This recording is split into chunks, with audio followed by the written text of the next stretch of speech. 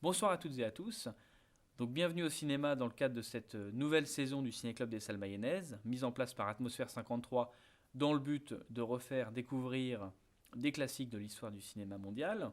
Je tiens à dire avant tout que cette programmation a été réalisée collégialement avec les salles du département et on s'est rendu compte qu'un fil rouge est rapidement venu au fil de nos propositions, celui de la figure de la femme au cinéma.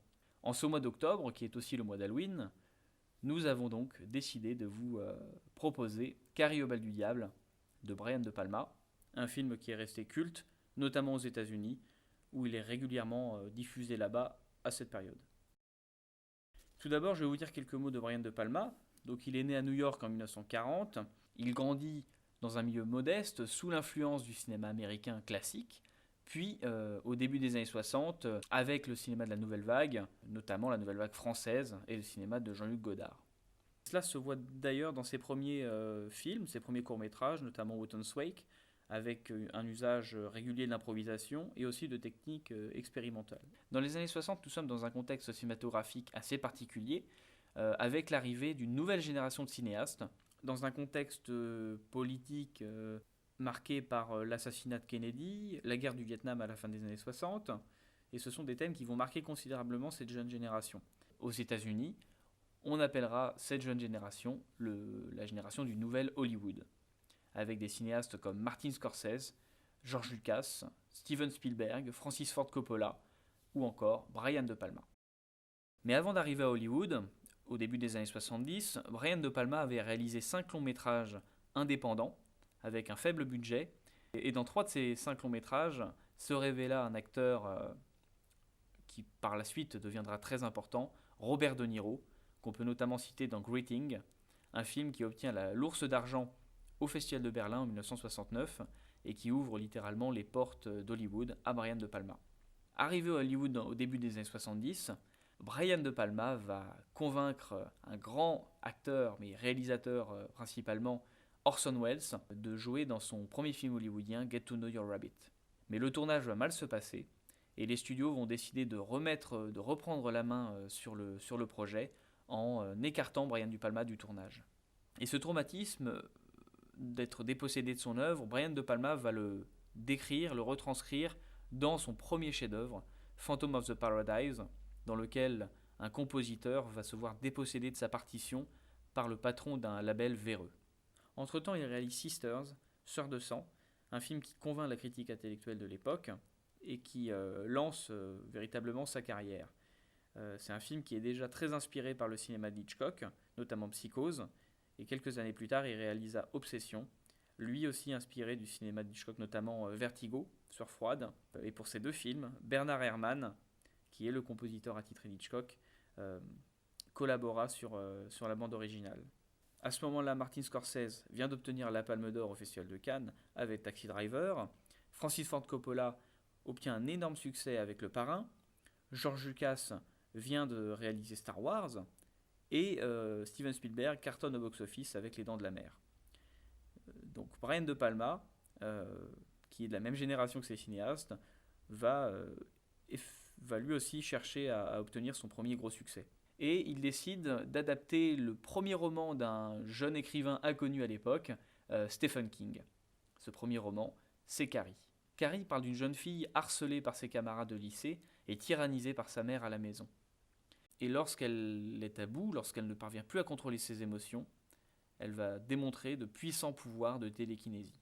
Carrie au bal du diable mélange donc deux registres, celui du teen movie et celui du film d'horreur, qui est devenu crédible et populaire depuis Psychose d'Alfred Hitchcock, en passant par les succès de Rosemary's Baby de Polanski et L'Exorciste de William Friedkin. De plus, Brian De Palma emprunte aussi un sous-genre du film d'horreur très populaire en Italie, celui du giallo, mêlant à la fois intrigue policière et érotisme dans une ambiance visuelle très stylisée. Voici par exemple quelques giallo que je vous recommande.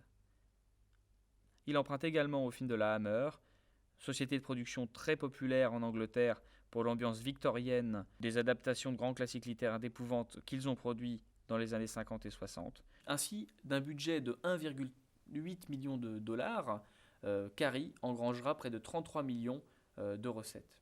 Alors pourquoi faut-il voir ou revoir Carrie au bal du diable ? D'abord parce que c'est un film qui regroupe, qui concentre de nombreux thèmes et motifs qui seront chers au cinéaste Brian De Palma. On peut citer notamment le thème de la manipulation, de l'être rejeté par le système et l'institution. Le motif du sang aussi, qui sera particulièrement important dans le film que vous allez voir ce soir. En outre, ce sont les choix esthétiques et techniques employés dans la mise en scène qui feront véritablement la patte de Brian De Palma.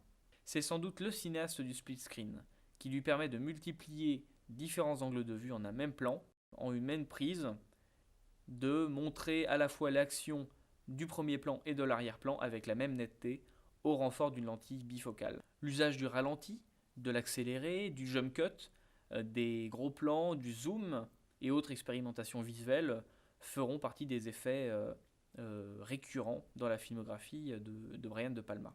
De Palma choisit par exemple de tourner la scène de fin de Carrie à l'envers, de façon à provoquer une sensation d'étrangeté et d'irréel auprès du spectateur.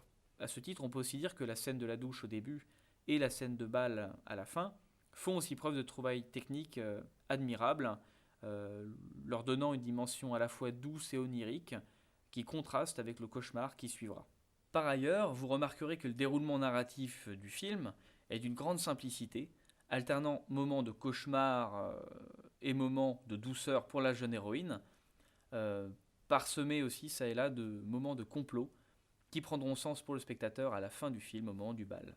Le film est par ailleurs parsemé de références à Psychose et Alfred Hitchcock, ne serait-ce que par le nom même du lycée, la Bates School. La scène de la douche au début du film fait forcément penser à celle d'Hitchcock, et un peu plus tard dans le film, lorsque la mère saisira un couteau contre Carrie. Bernard Herrmann devait à la base réaliser la musique de Carrie, mais celui-ci décède juste avant le tournage, et c'est finalement l'Italien Pino Donaggio qui sera chargé de faire ce travail, et qui sera le compositeur récurrent aussi dans la filmographie de Brian De Palma.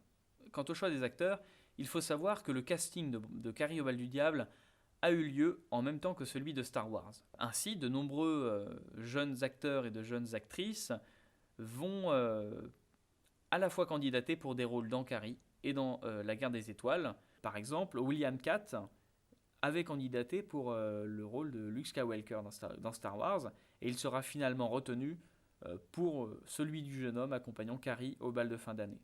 A l'inverse, Carrie Fisher, qui joue le rôle de la princesse Leia dans Star Wars, avait candidaté pour jouer Carrie. Et c'est finalement Sissy Spacek, alors connue pour son rôle dans La Balade sauvage de Terrence Malick, qui sera retenue en faisant preuve de beaucoup de conviction au moment du casting devant Brian De Palma. Il faut dire que Sissy Spacek a reçu la formation de l'Actors Studio, une école qui permet aux jeunes comédiens de puiser dans leur mémoire émotionnelle et affective des éléments qui contribuent à rendre vraie la psychologie des personnages qu'ils interprètent. Le film rendra célèbre cette actrice, et elle aura un Oscar quelques années plus tard pour le film Nashville Lady. Citons aussi comme autre rôle marquant Missing de Costa Gavras, JFK d'Oliver Stone, ou encore Une histoire vraie de David Lynch. Autre révélation, celle d'un jeune acteur qui obtiendra un second rôle dans Carrie, John Travolta, juste avant les succès qu'il obtiendra dans Grease et La fièvre du samedi soir.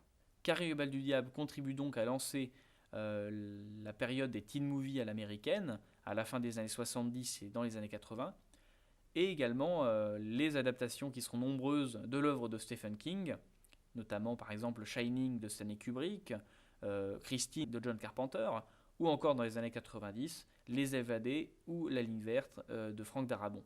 Comme de nombreux autres grands films, Carrie connaîtra également sa suite en 1999 et un remake en 2013. La suite de la carrière de Brian De Palma sera très importante, notamment dans les années 80, où il alterne de véritables chefs-d'œuvre comme Pulsion, Blowout, Scarface, scénarisé par Oliver Stone, ou encore Les Incorruptibles. Il réalise aussi des films plus mineurs, mais qui seront néanmoins soutenus par la critique intellectuelle de l'époque. En 1990, il réalise même l'un des films les plus intéressants sur la guerre du Vietnam, un film qui s'appelle Outrage, avec Michael J. Fox et Sean Penn dans les rôles principaux, un film que je vous recommande.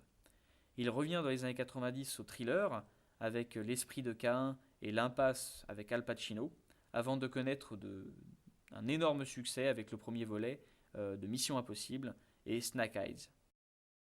Par la suite, la réception de ces films sera beaucoup plus mitigée, notamment pour Mission to Mars et Femme Fatale.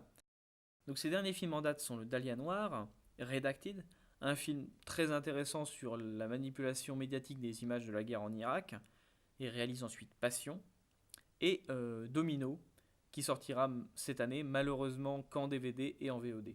Je vous souhaite une très bonne séance devant Carré au bal du diable, et je vous invite le mois prochain à découvrir ou à revoir un grand film avec Brigitte Bardot, La Vérité, du grand cinéaste Henri-Georges Clouzot.